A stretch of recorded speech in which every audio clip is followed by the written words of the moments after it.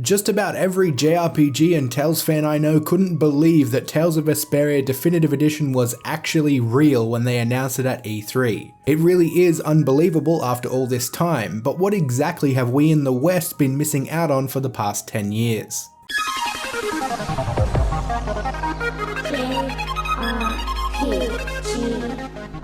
The Tales series is sort of known for releasing a game on one platform first, only to release it again on a different platform with more content.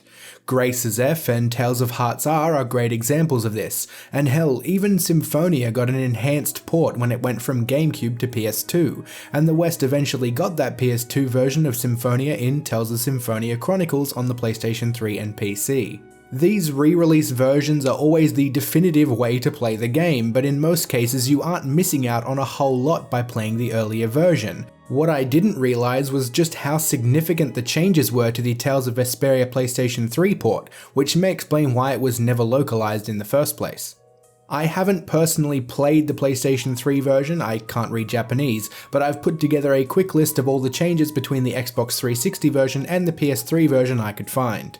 Before we start though, I should note that while Tales of Vesperia Definitive Edition is based on the PlayStation 3 version with all the extra content, there could in fact be more content added for this brand new release.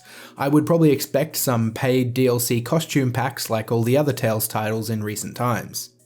The biggest addition right off the bat is the introduction of new characters. Flynn becomes a permanent playable character alongside a brand new character, Paddy, who also joins as a playable character. It doesn't stop there though, as several new NPC characters join the game from Tales of Vesperia: The First Strike, which is an animated prequel movie.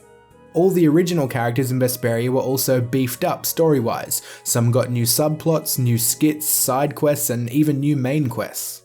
One of the largest undertakings for the PlayStation 3 version was full voice acting. The script was doubled in size compared to its Xbox 360 release, and was probably the part that was deemed too time-consuming to port until now.